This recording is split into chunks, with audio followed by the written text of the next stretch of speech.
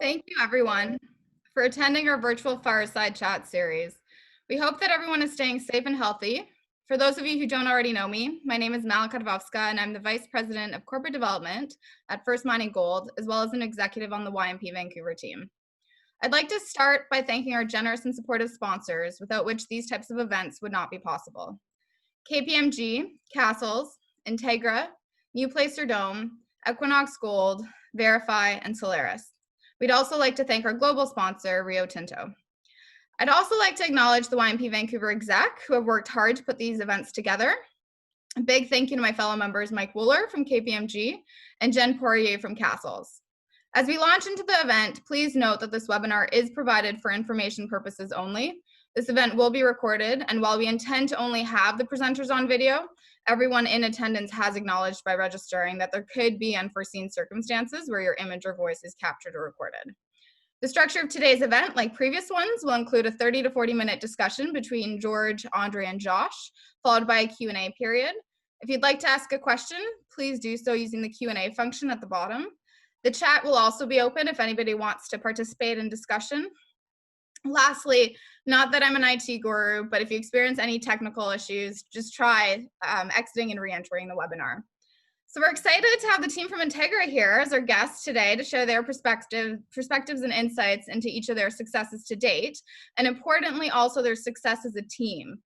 Also, we encourage everyone to stay until the very end as we have some exciting news, and that's only going to be shared at the end of this webinar. So with that, I'm going to pass it over to Josh to introduce George and Andree. Thanks so much, Mel. Thanks to the YMP Vancouver team and Mike and Jen for helping us get this together. We really appreciate it, and we're really excited to chat today. For those of you who don't know me, my name is Josh Serfass. I work on the Corp Dev and IR side for Integra, and I've had the pleasure of working with George and Andree for quite a few years now. I've been working with George for about the last 7 years, from Integra Gold through to Integra Resources, and Andree for really the last 3 years as she joined Integra Gold as we were sort of nearing the transaction with Eldorado. I'll say the team at Integra is pretty tight-knit. We seem to like to hang out outside of work as well as have a really fun work environment during the day. And though we have some tough days and there's some good days and there's disagreements, I typically think we leave each week with a smile on our face and a lot of respect for each other. And with that said, because no one really wants to hear much from me, I will hand it over to Andree and George, and we'll start with how a lot of these have started in the past, which is how did you get here in your career? You know, what were the steps you've taken? And I think we'll kick it off with Andree, who has a very fun story of how she made it into mining, and it started on the slopes of Whistler, where she slayed powder by day and flipped burgers at the famous Whistler McDonald's in the evenings. So Andree, please, how did you get into the position you are today?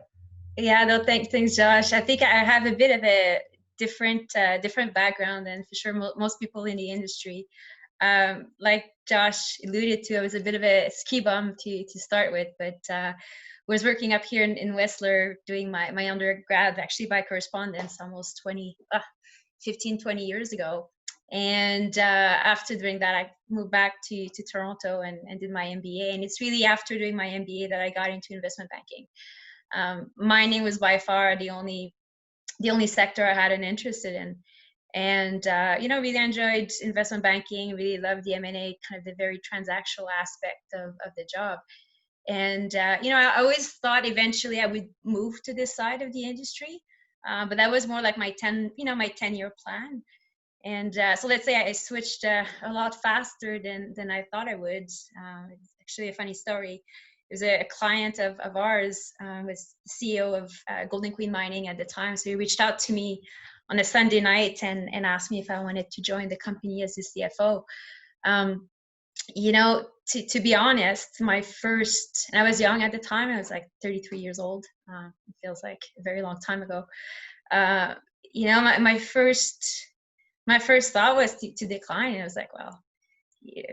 But I wanted to be polite. So I was like, well, let me think about it and get back to you. Like I kept finding reasons like, I'm way too young, or, I am not a CA. Like, how can I do this? And, really funny story. When I spoke to my boss the next day, he told me very bluntly, he's like, if you say no, you're stupid. You got nothing to lose. If you don't like it, you come back to banking. And that really, when you think about it, this was a big turning point in my career, and I almost missed it. So I've really changed my mindset my mindset since. And I think, often what I take from that is that often we're, our worst enemy. And, and I don't want to generalize, but often women, we look at our credentials instead of looking at our potential. And I think that was like a total textbook, that story is a total textbook example of that. So I could have missed out on something that ended up being extremely good for me. So, big lesson. And I definitely changed my mindset since. So that's kind of how I got here. Absolutely. And for those that don't know you, you should know that Andree is incredibly hardworking. If you meet with any of her analysts that worked for her, or her associates when she was a banker, they have stories of just not being able to outwork Andree. But you also are incredibly active, biking, skiing, triathlons, marathons. How do you balance, a career that is asking a lot of you, and those things that you like to do outside of work that really fulfill the other side of your life? Yeah, so I do have a really good life balance now. It was not always the case, and I'll get back to that.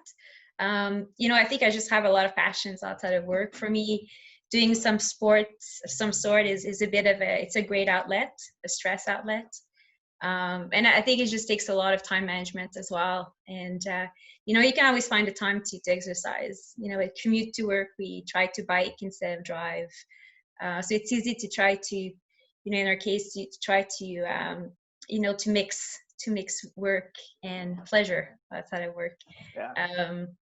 But, it's, as you said, I'm a bit of a sports junkie. So I have a quite very active lifestyle, but, it was not always the case. And there's no way, to be honest, there's no way I would be here if I would have not worked those ridiculous hours early on in my career. And, I worked pretty hard. Like, even like you said, when I was a ski bum in Whistler, I was working one full-time job, one part-time job, and I was studying 2, 3, 4 courses, university courses at night and on the weekends. So I was probably pulling 90 hours easy a week back then. So it's, I think hard work do pay off.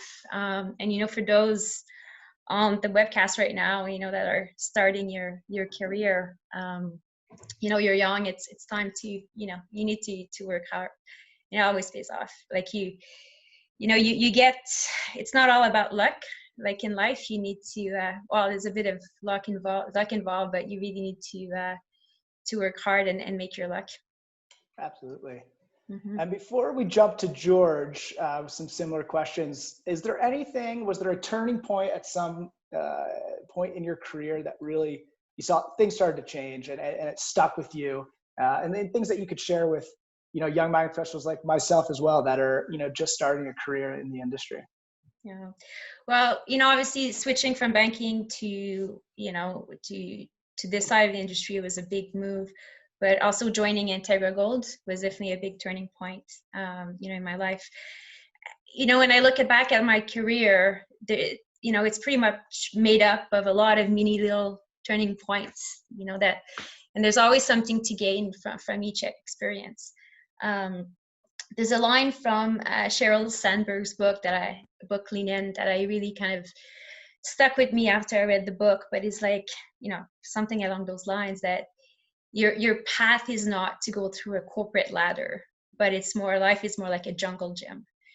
And, when you think about it, it's not just to go in one direction and think that you're going to do that for the rest of your life, but it's to stay where you climb and you're being flexible and you try a lot of different new routes. That's where you can actually, climb faster and I think have a lot more fun as well as along the way. So I think the jungle gym sounds more fun to me, and it's pretty much what my journey has been. Just before we jump to George, I think if I can leave you with 3 takeaways from my career path is, opportunities don't just show up. Right? So you need to create those opportunities. You need to create your luck. Strong work ethic, passion, dedication. Things just don't happen on their own. You have to stay flexible, open-minded.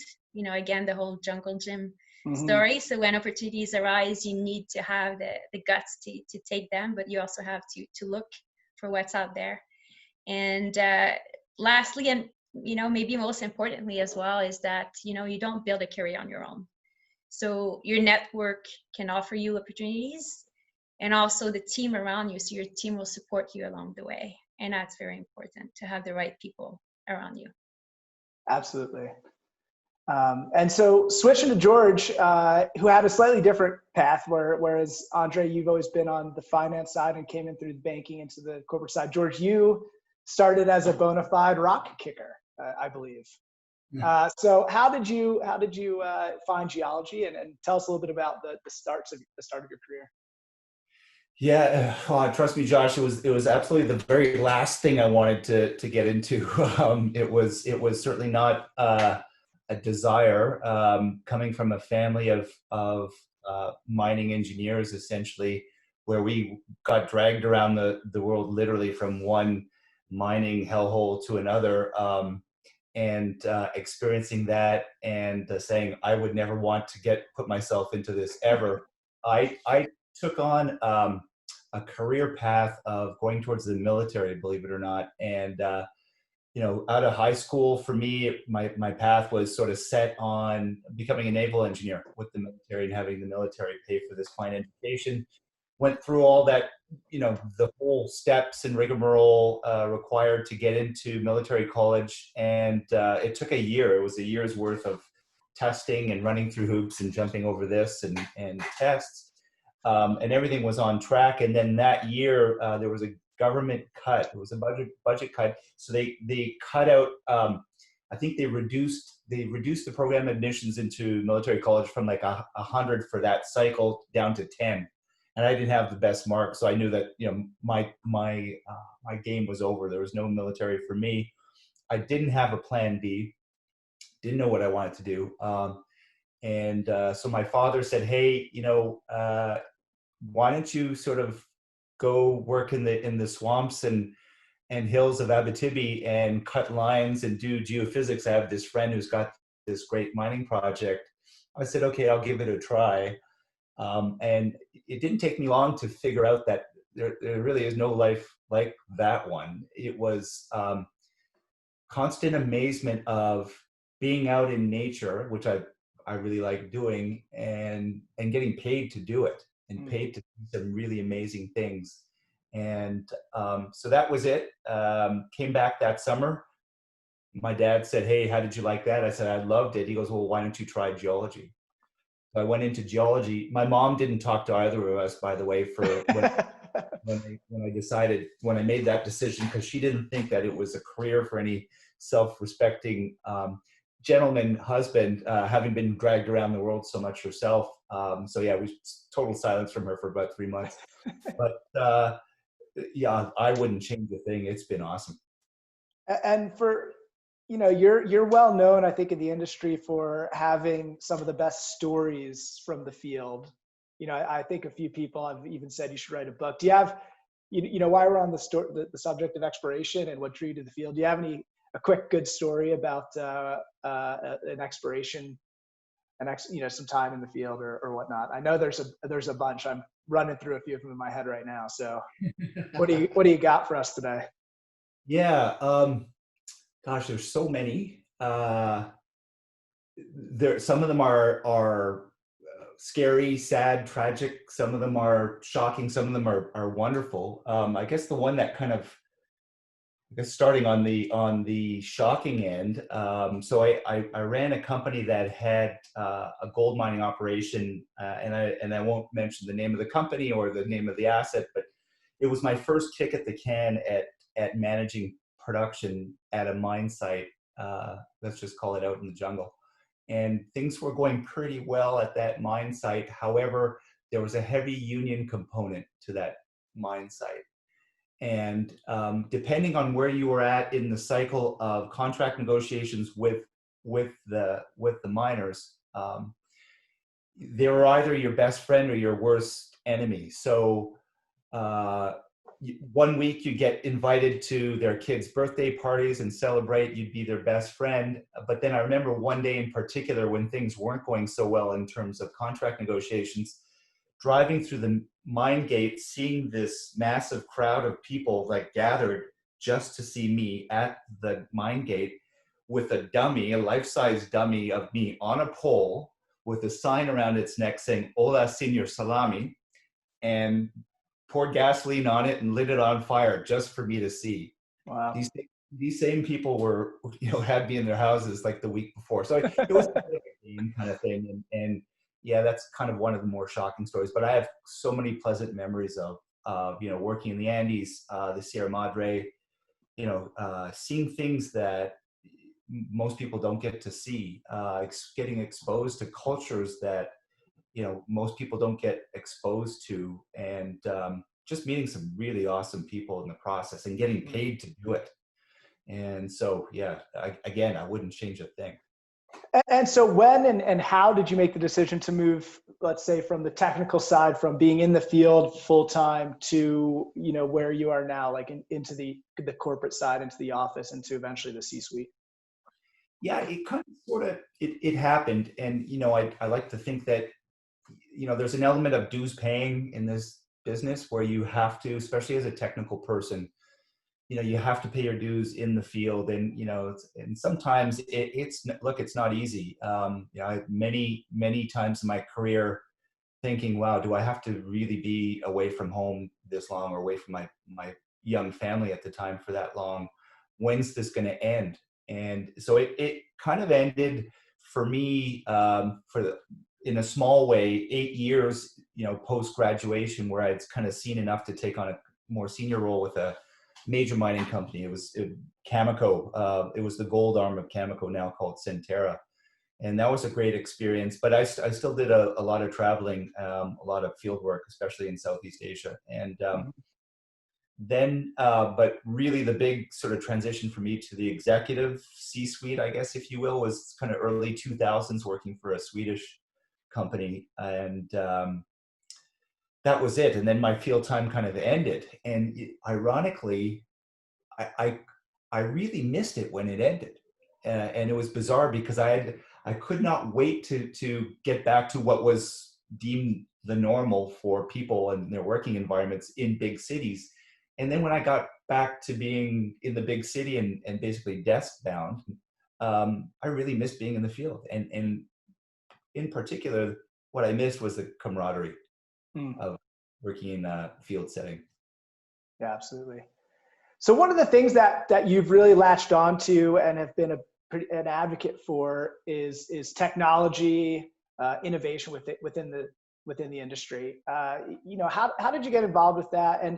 And do you think that as mines progress and we become more technologically advanced, it's a real opportunity for young people to come work, in the industry? As what people are looking for now, mines are, data scientists and things like that, areas of study that weren't normally really fed into the mining world.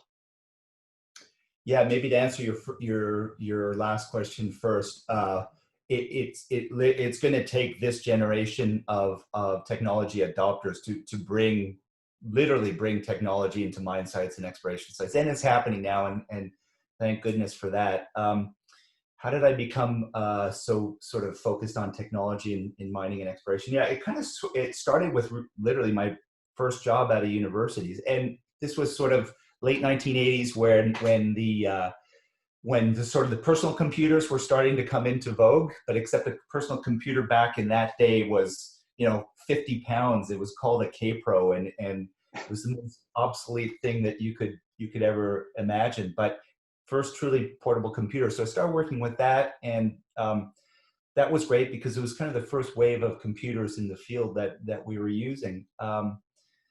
Great thing with the company that I worked for back in the day, Placer Dome, is that they were early adopters of technology and were willing to spend a lot of money on technology. However, what I found was, at that stage, and still to this day, I think it still exists, there's a lot of resistance to change. And so, when I got out and started logging core, for example, taught to log on a piece of paper and write my notes down, and then I'd hand those notes to somebody who would then type them into a computer, and then that would go into some sort of database and so on. I kept thinking, well, this is crazy. Why aren't we logging straight into computers?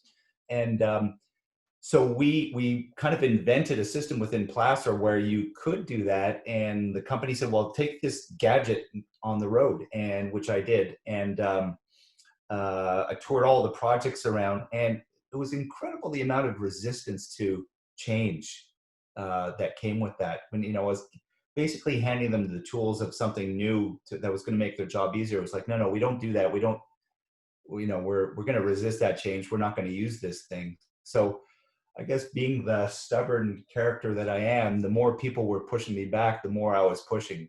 And that's the roots of my technology intro into mining. Wow. So let's segue a little bit to about, what you guys are doing now, and maybe the creation of Integra 2.0, as we like to call it. So, 2017, Eldorado acquires Integra Gold. The shareholders approve it.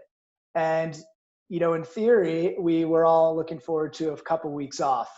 And Andree, why don't you take this over? Because I actually remember the day in August, I got a call from Andree and said, hey, are you ready to get back in the saddle? And I said, no. But Andree, take us through kind of the last couple of days of Integra Gold, and then how this all transitioned to Integra Resources. And really, as you do that, how you kept the team together, why you kept the team together. Yeah, no, for sure. I like to say that George is the pretty face who gets the deals done, and I'm the one doing the work behind it. So that was in the last days before the end of before the close of the Eldorado deal, I was pretty much still in the office every day, making sure the transition is as smooth as possible. And I think George and Steve were already kind of like sniffing around to see what the next thing was. But like the plan, like you said, was to take let's take July. Well, the transaction closed in mid-July, so the plan was to take the rest of July, August, and then reconnect in mid-September and see what what next. And so really I was ready for the best summer of my life. I just bought a brand new mountain bike. I bought a new road bike. Was ready to get some golf lesson, wanted to travel. So it was incredible. And seriously, just a few days after, the transaction with Eldorado Gold closed, I got an email from George, and it was pretty much, hey, we're the winning bid on the project. We have 1 month to complete due diligence, raise $1 million, and take over a shell company. And he ends his email basically with, hope you didn't plan too much this summer. Regards, George. So let's say I was, I cried a little bit. My summer dreams are just evaporating. But, seriously, like it was there was no hesitation. It was a great team. It was too good of an opportunity to not jump on it. Like for those who don't know, Josh was the one who was the hardest to get back, the hardest to convince to get back in the team, because well, I'll let you say it, but you had a great time traveling. You took a well-deserved little break in between to travel the world, which is really good. I don't know about good, Andree, but it was a break, yeah. 6 months or something.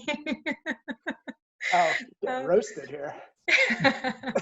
But no, it was easy to keep the team together, because honestly, all the hard work of putting that team together and making sure that team worked well and bonded together, all that work was had been done by Steve DeJong, our chairman now, and George during the Integra Gold days. So I think a team that worked well together wanted to stay together. So we didn't have to convince anyone other than Josh. And it's like when you have a solid team, like you need to keep it, and I'm sure everyone here on the webcast hear that over and over and over again, but it can't be more true. Like the quality of the team is as important as the mining project. You need to get up in the morning and be happy to see your colleagues. Obviously, I don't unfortunately see them as much now, now that we're doing everything remotely, but it's you need to have a great team. And like we started Integra Resource 3 years ago, and since no one left. And we further enhanced that team by adding strong individual that kind of fit right in. So we're kind of like everyone is a piece of the puzzle, and we celebrate each other achievements, and we kind of maintain a strong culture of excellence and respect.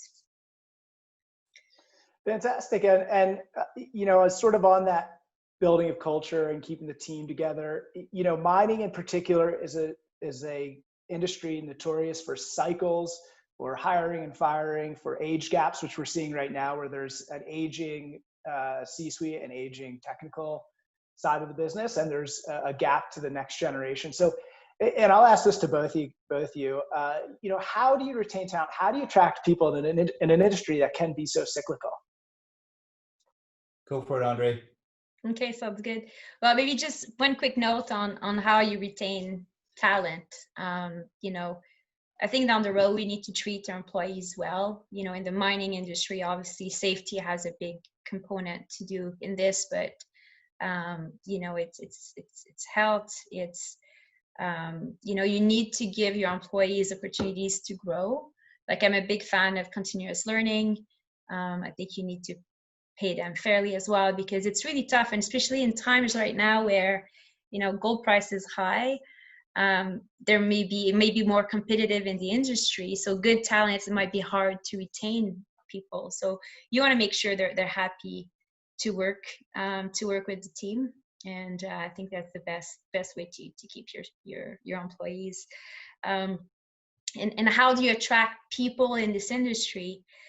Like you said, there's going to be, there's a gap. There's going to be a lot of opportunities in the future, especially if we're in a new, bull cycle when it comes to gold. But we definitely, and it's been kind of a recurring subject for a while, is that, we got a bad rep mining, especially with the younger generation.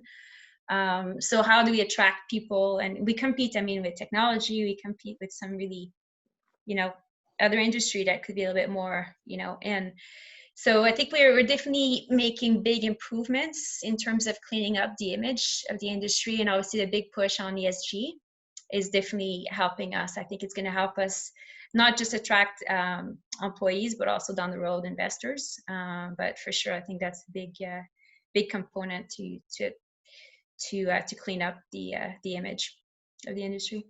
Absolutely. Yeah, and sort of on that theme of attracting and retaining good talent, one of the things that was important for me, I think it's important for a lot of people, is diversity of experience. I was really fortunate when I started out at Placer Dome. Back then, basically, if they saw even a glimmer of hope in you, and they knew that you wanted to travel and were willing to do just about anything, they would do their best to move you around to different operations in the company, to do different things. And so within the space of a short period of time, I did a number of tasks, not necessarily geology related, but that kept me really stimulated. And I think that's important. I think there was a period, due to financial reasons or whatever, sort of into the late 1990s and into the early 2000s, when mining companies, that mentoring and giving people that diversity of experience kind of disappeared. However, I'm really happy to say that, from what I understand, a lot of the mining companies are back to doing that.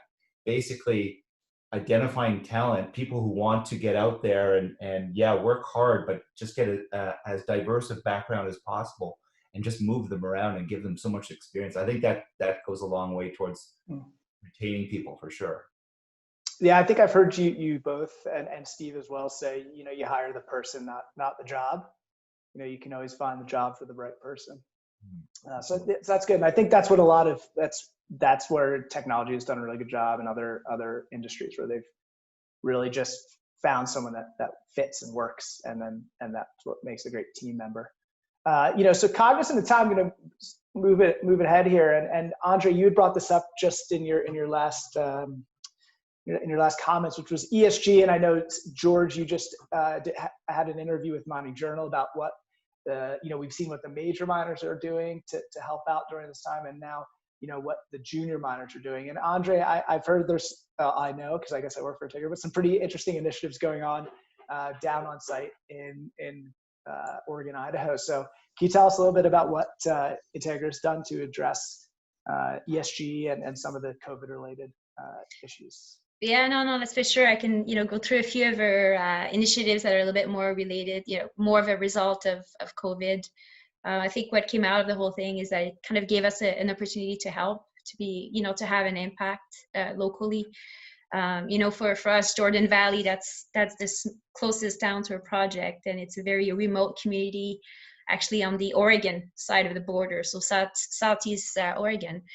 And being a small, we're on a budget, obviously, like any exploration and development company. So for us, when we look at initiatives, we always try to think creative or innovative ways to, big bang for a buck. So, small cost, but big impact. And for example, what we've been doing right now, so we have a grocery initiative. So basically, there's a lot of elderly or at-risk residents in Jordan Valley. So our employees are actually going to the biggest town nearby to their grocery shop every week on the behalf of some of those residents from Jordan Valley. This way, they don't need the at-risk residents don't have to leave the community. We also have a small business support where we've been buying gift cards at some of the local businesses, like a local cafe and local restaurants, and we've been donating those gift cards to the individuals in town. And another interesting initiative actually is with the Idaho dairy farmers. So we're working with Dairy West, which is a dairy association in Western US. Basically, there's a lot of surplus dairy foods because of the reduced demand by restaurants. So we've been working with them at directing the surplus food to people who actually need it.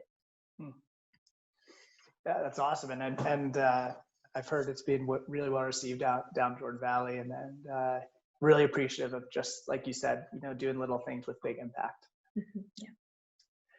Yeah. So sort of changing gears now and going more sector, bigger picture before we kind of wrap things up here, because we're getting onto that 30-minute mark. And this is something that's been interesting and been happening in Vancouver over the last couple of years, where we're seeing mining head offices leave Vancouver, leave Canada. It was first Gold Corp, now headquartered here in Colorado, and SSR with Alacer. How does Vancouver remain a mining hub and support a city when these big head offices are leaving town? And George, why don't you take that one? Yeah. Well, first off, I mean, this sort of drain of Canadian talent and head offices going overseas isn't new. It's happened in the mining business, since as long as I can certainly remember, and that's sort of 30 years that I've been in the biz. I mean, off the top of my head, sort of Inco being taken over by Vale, a foreign company, Brazilian company, as a matter of fact. Inco was kind of the pride of Canadian base metal mining, and known worldwide to be really sort of the preeminent company. And so Vale just stepped in and took them over, and that was game over. And then you saw a whole bunch of other things like that, sort of the, Noranda Falconbridge getting taken over by Xstrata, a couple others. I guess the company I used to work for, Placer Dome, getting taken over by Barrick, now Barrick Newmont. So that's another sort of Canadian institution gone. So this happens, and it's not new. And I feel that the Canadian mining personnel, basically the people that are trained very well in Canada, but unfortunately we're kind of viewed as mercenaries. I think that talent is it's kept in Canada to find deposits, but a large measure of that talent is also shipped overseas to find stuff. And I've always felt that, maybe we're a little bit too lax in maybe handing over talent, handing over head offices, handing over our resources. Maybe it's time for us to kind of think about, what we can do to keep these resources here, these head offices here in Canada. It's a fine line between sort of free market decisions to keep companies here versus not. And I hope we start to focus more on keeping our resources and our talent here. No, absolutely. And it's interesting, and it's going to jump back a little bit to COVID and ESG and technology, George. But we do have a question from someone listening in, which is, has the pandemic, do you think it's going to actually affect innovation, where it will dial it back, where people will be less interested in investing this, focus more on, a very high margin gold price, silver price, what it may be, or will companies continue to invest, continue to really focus on technology within the sector?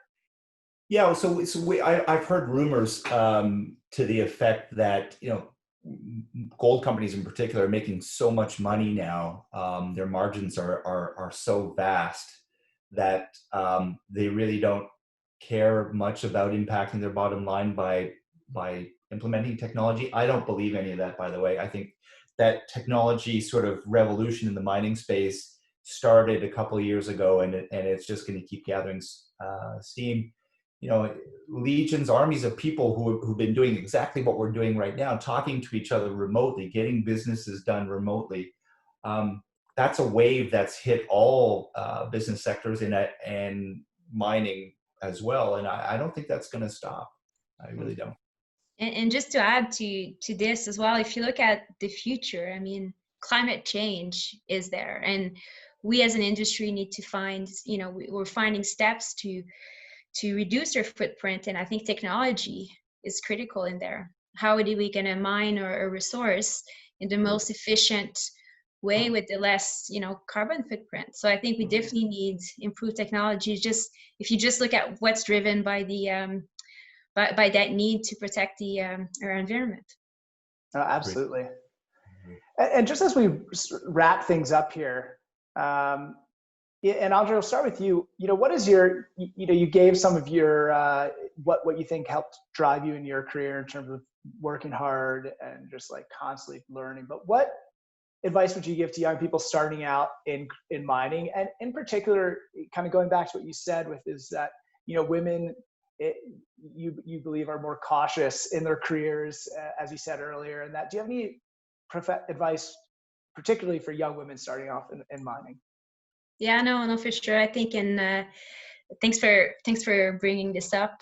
I think sometimes it can be a little bit more challenging as a woman in this industry. I think just try to get involved in different groups, and not just like woman related groups, like, women in mining or what's not, but, look at, see if you can spend time volunteering for the AMEBC, or just what Mal is doing right now, right, with YMP. I think, that apply for everyone, but joining groups and association, gives you a different perspective on things. Even if you're a technical person, joining groups and learning about finance and the capital markets, like keep widening your skill set and widening your network. And, I think if, technically it shouldn't make a difference if you're a woman or a man. I think for sure if you have a young family at home, could be a different story and be a little bit more challenging. But, even these days now with, remote working becoming more and more, well, hopefully more and more acceptable, even in the post-COVID world, that may make it a bit easier for some women as well to get a bit more flexibility. Absolutely. Great. That's awesome. And George, yourself, some advice for YMP members as they start their career in the mining industry? Yeah, I think 2 points. The first one really goes back to one of the points I made earlier, which is sort of that diversity of experience is so key. And so when the opportunities arise, to do different things, seize them, grab them, and it really sort of, even if you think it might be beneath your pay grade, if it's a different experience, grab it and do it, and arm yourself with as many different elements of what goes on in mining as possible, because there'll come a point where you'll come full circle, and as a senior person, maybe as an executive, you'll be asked to opine on something, and you can draw on that experience. Yeah, I'm a geologist, but yeah, I worked in the finance and accounting department for 3 months, basically filling out spreadsheets. So I know what's sort of involved in that, and I know what's involved in different pieces. So don't be afraid to get your hands dirty and grab different experiences. The second one would be illegitimi non carborundum, which is my favorite sort of Latin expression, means don't let the bastards grind you down.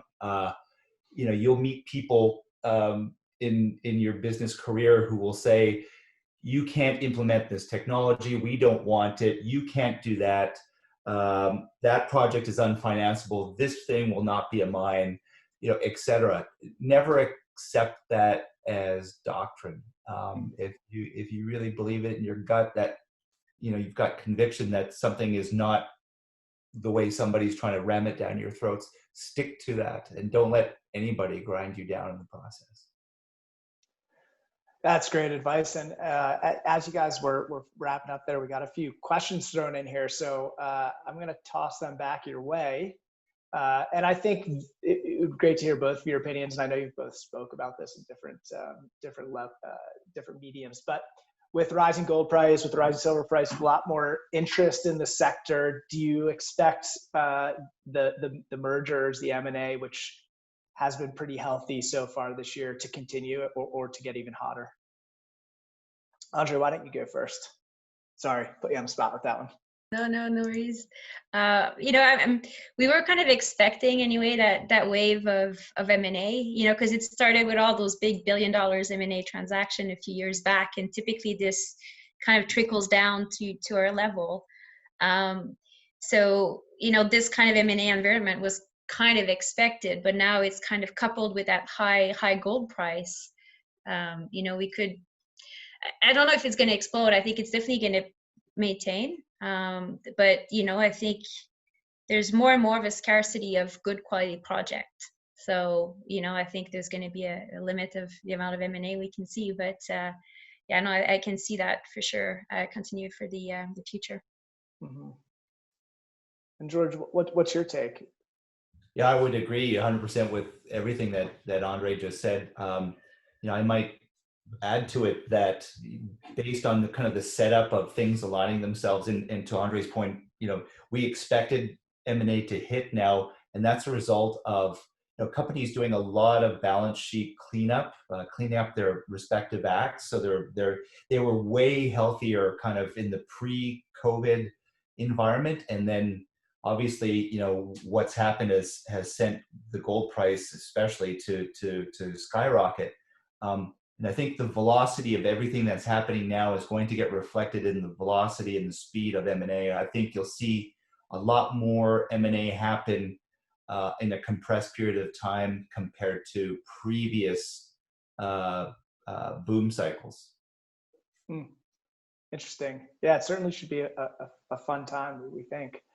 We're really running out of time here, and I know, George, you left us with your takeaway of don't let the bastards grind you down. So, Andree, could you wrap us up here with one takeaway that really will help propel your career?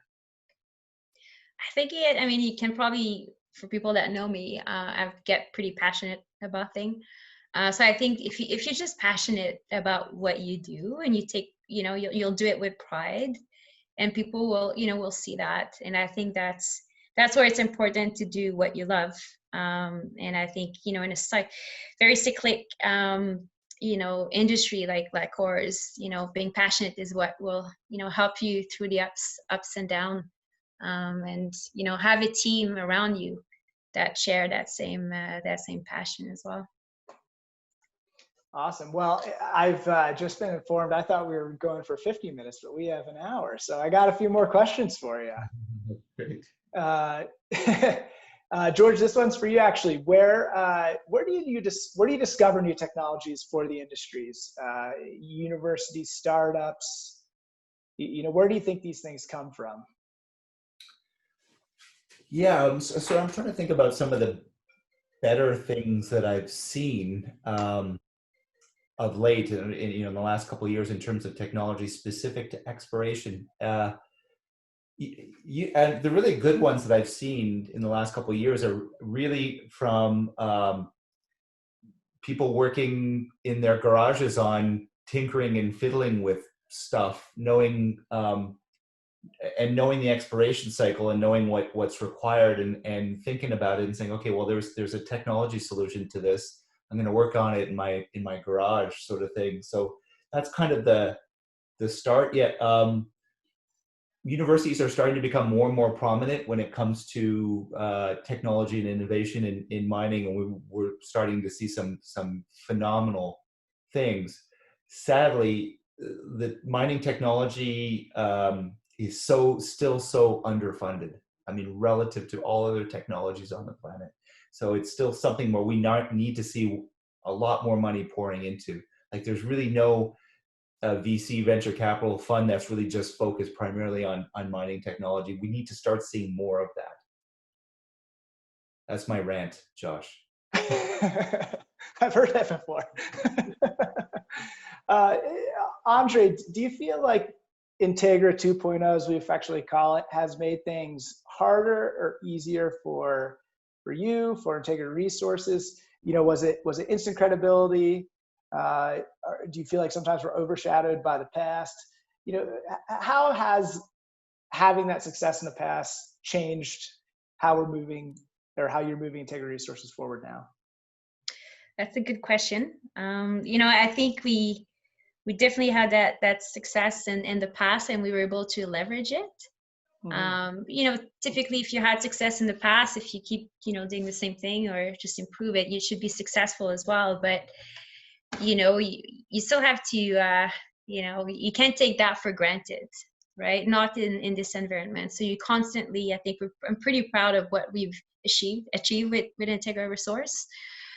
We didn't really, sit down, and laid back and just took for granted that we would be successful because of Integra Gold. I think the past 3 years have been a blur, but yes, we've done a lot, from buying the asset to growing the resource to a fantastic PEA, growing the team. And now it's like looking at 1 year, 2 year, 3 years down the road. We got definitely a lot to do. But no, for sure, I think in having success, helps bringing success, and helped us as well attracting some very good employees to join the team because of our success. And then they knew we were ready to do it again. So that was definitely helped us a lot. On that note, and that's a great segue here. So you guys talked pretty heavily about the team, the culture, bringing a new generation into mining. Where does mining start with that? Where do they start, and how do they, make young people coming out of school with different degrees that maybe aren't traditional mining come and work in the industry? Yeah, I mean, let's face it. For years, and maybe it's still the case, mining was kind of deemed as not being really sexy, not really exciting, and I think lack of technology in mining played a big part in that. Graduating as a geologist, mining engineer, I'm going to get sent out to the bush, and here's your slide rule and your pad of paper, and just take notes. So there was no technology aspect to it. That's starting to creep in, and so that technology shift from the real world into exploration, that's going to pull, and it's already starting to do that, pull young people into this great profession. I think the universities have a big role to play as well in this, and sadly, what we've seen in the past is there'll be a boom cycle in mining.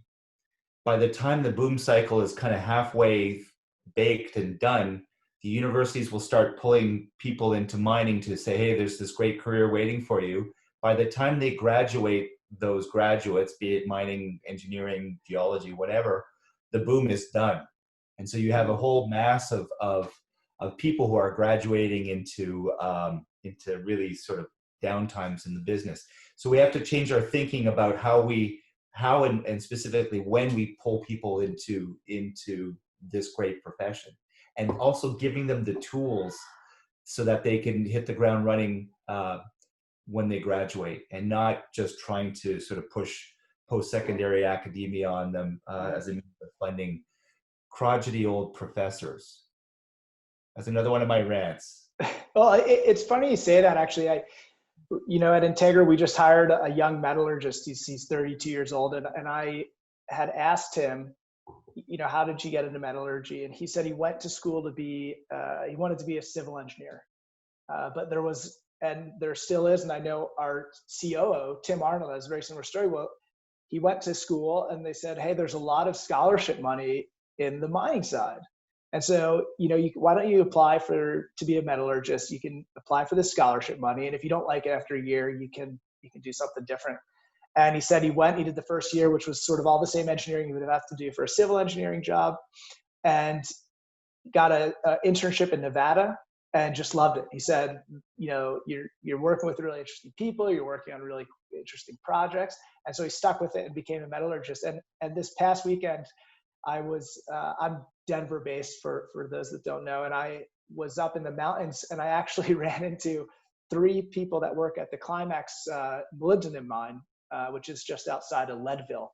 And they were all younger than me, and they were a metallurgist, a mining engineer, and an environmental engineer. And they had very similar stories of how they got into mining, which was I think the mining companies have provided a lot of scholarship money. And as people realize that, it's a great way to kind of pull people into the industry. Andree, what have you found to be the biggest challenge working in the industry, especially that you came in from the finance side and don't have that technical background? So I think from, my background in capital markets, there's a lot of transferable skills. The capital markets is a big black box for a lot of people. So to come from there, that gives you a bit of an understanding. So the transition actually ended up being a bit easier than I expected. Being very number driven, I understand the engineering part of it. Give me a PA and I'll have a great time going through the numbers. The geology side. We all know that. We all know that. Your nickname around side. The office is Quick. The geology side is a bit different, but I think that's where you cannot, in anything you do in life, okay, anything you do as your role, you can't be an expert in everything. And George doesn't expect me to be an expert in geology, right? And I think that's where you need to have the good team around you that will help you for those areas that you're not, as comfortable with. And that goes well beyond even your immediate team at Integra. Like I'm talking or accountant or legal counsel, other groups that kind of help us down the road. I think these people are all critical to your success. And when Josh and I pitch Integra, usually you do the technical side because you're pretty good at it, and then I'll take in I'll take the numbers part. So I think that's where again the importance of the team. You don't build a career on your own. You need the right people. Yeah, that's a really good point. And it is funny when we pitch together because that's great. I just get to sit back for the PEA aspect. Let Andree go crazy. It's so fun. And George, vice versa. So you came from the technical side to the capital market side. How did you overcome that? How did you really cut your teeth in the C-suite? I think it's because people say I talk too much, and no. Yeah. Well, look. That's. I was only half kidding in saying that. More than half of what I do in this job as CEO of a mining company is selling, it's pitching, right? It's selling a dream, it's pitching something that's going to create a tremendous amount of wealth, and having that ability to get that out, get those ideas out with enthusiasm. Yeah, let's face it. Some people have it and some people don't. So, you know, again, because I talk too much, maybe I developed that talent as a child, and it became, you know, part of who I am. But that ability to sell oneself to crowds, it was instrumental in making that transition for sure, no question. Mm. That's interesting. With that, and 5 minutes left, I'm not sure, Mal, if you wanted me to kind of chat about what's next and the big announcement, if you will. But yes, I will. Okay, so you know, Integra and all of us at Integra sort of have taken on some different challenging ideas and have spoken about them at different conferences. Andree is going to do a really interesting panel at an upcoming conference. She's incredibly active on boards and you know, is always willing to interview and chat with young people. George is, as you can see, as you've heard, you know, really takes a topic and runs with it and talks about it and champions it. And so we've been, throughout the past year, really started realizing that we were all doing these different things. I was talking at some conferences about millennials, and Steve DeJong, our chairman, has talked really a lot about technology and changing how we pitch what we do and bringing people to the sites through Verify. And then Mark Stockton, who really works in our corporate affairs and is really pushing the ESG and pushing our message within the community's work. We realized we sort of had these, each one of us had a tool, and when we brought it all together, we had a toolkit that kind of pushed Integra further down the road, pushed Integra Gold over the line, and it's continuing to push Integra Resources. And we're sort of calling it the Junior Mining Toolkit, how you advance projects in a more connected world. And so YMP has been very gracious and offered up this channel for the next 3 weeks for us to talk about, you know, the things that we're passionate about and the things that help us advance Integra. And so next week, we're actually going to have some help from Jen, who's on the executive committee at YMP and a partner at Castles, as well as Kevin Carter, a investment banker at Cormark Securities. They're going to pair with George Salamis, and they're going to talk about the art of junior mining M&A on June 11th. And it'll be it'll be a bit of, you know, how you take this project, this dream, something that oftentimes has been passed through multiple exploration companies. How do you take that? How do you move that? And how do you push it across the line and sell it to a larger mining company? The next week on June 18th, Steve DeJong, who's the chairman of Integra and the CEO of Verify, along with myself, we'll talk about the importance of the pitch and the next generation. So how do you pitch your story? How do you perfect it? Can you get into an elevator, give the 30-second pitch, and then transition to a boardroom and give the 45-minute pitch? Really, you know, selling the project. And then something that I've become quite passionate about as an older millennial, is what George and Andree call me around the office, is how do we attract the next generation? There's a whole new generation of young people that are voting different, that have different values, that care about different things. How do we attract them to mining? How do we retain them?